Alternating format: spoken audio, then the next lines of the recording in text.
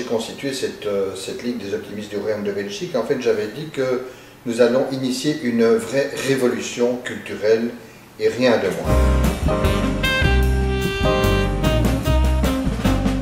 L'optimisme ne peut pas se concevoir sans partage.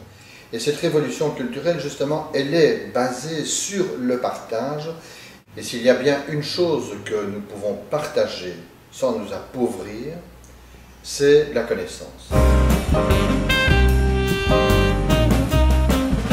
C'est évidemment la manifestation culturelle la plus importante dans le domaine du livre en Belgique francophone.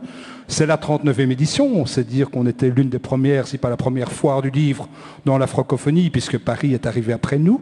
Et donc ça reste évidemment un événement majeur. Et pourquoi un événement majeur? Parce que c'est la seule fois peut-être dans l'année qu'à la fois les éditeurs, les diffuseurs, les libraires et surtout les lecteurs se rencontrent. Il est évident que les écrivains ont depuis très longtemps, depuis des siècles, une influence considérable sur l'évolution du monde. Tout part de la pensée.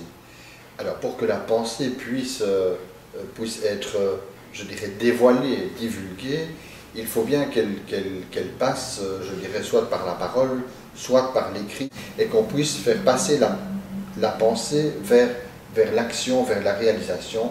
Et c'est ça, je pense, le sens, le vrai sens de la poésie et aussi du livre. Nous avons d'ailleurs créé au sein de la Ligue des optimistes et de l'Association internationale Optimistes sans frontières un optimistère de la communication.